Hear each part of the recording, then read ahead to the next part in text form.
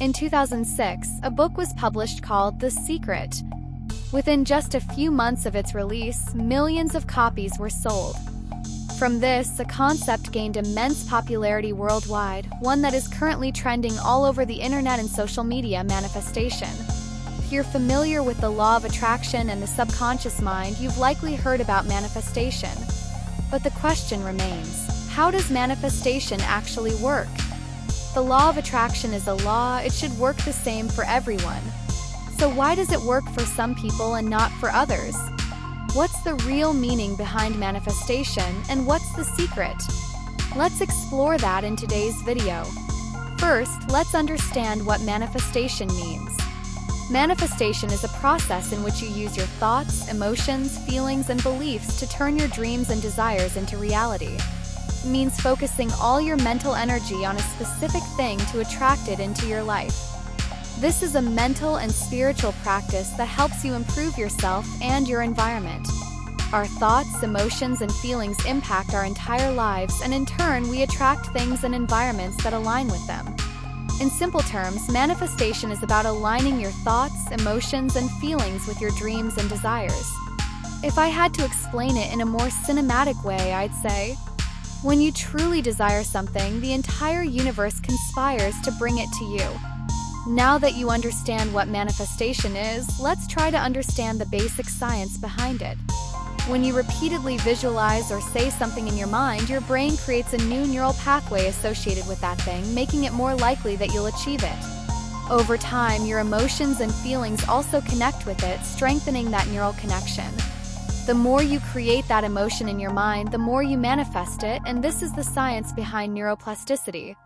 It was once believed that we could only form neural connections through physical practice, but recent research shows that our brain doesn't distinguish between imagination and reality.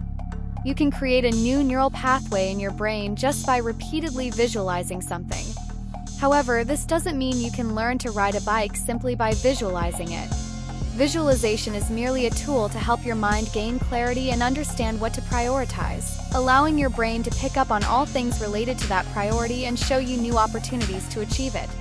Additionally, our brain has something very interesting called the reticular activation system, RAS, which controls our consciousness and focus.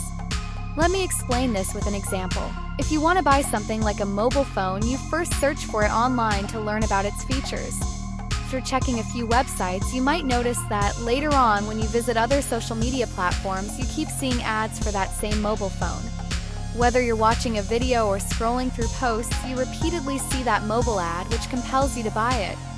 Similarly, when you like a video, similar videos start appearing on your feed as web browsers and social media platforms track your preferences, likes, thoughts, and comments to keep showing you related results, ensuring that you stay focused on what you want.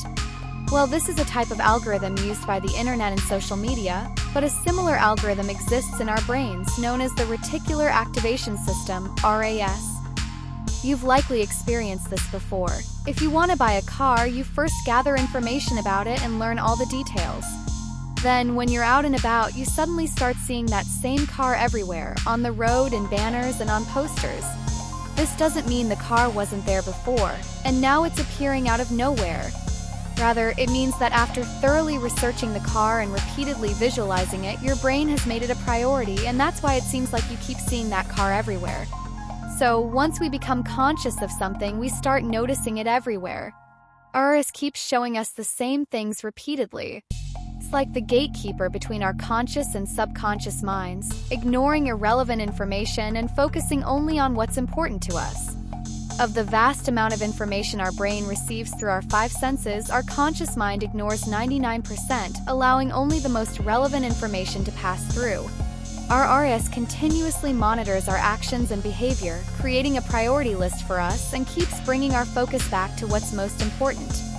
This is why when you think about something repeatedly or visualize it often and your emotions and feelings connect with it, your RAS will prioritize it and start finding evidence to support it, repeatedly showing you things related to it, increasing the likelihood of opportunities that bring you closer to your goal.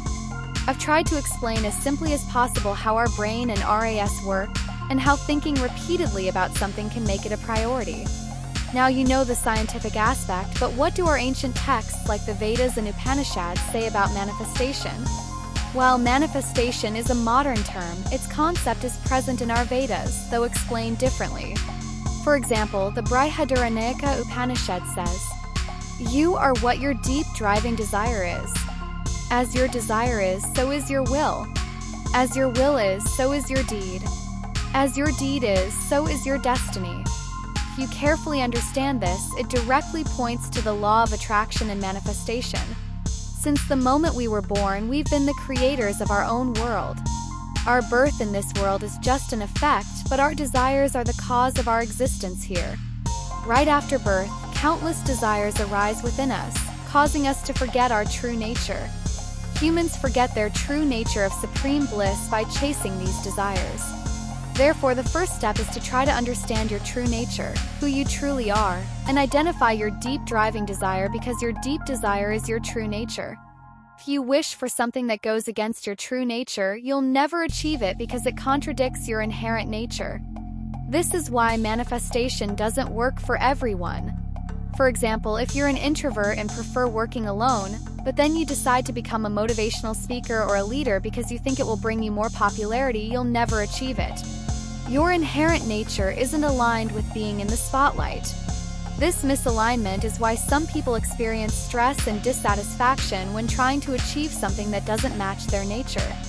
However, if you desire to be a writer, scientist, or researcher where you can work independently and in solitude, your chances of success greatly increase because your inherent nature aligns with your desire, bringing you a sense of satisfaction and joy.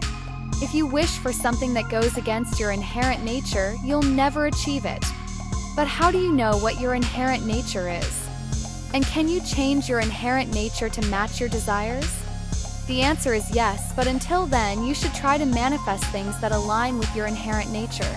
If you try to change your inherent nature to match your desires, it will take more time.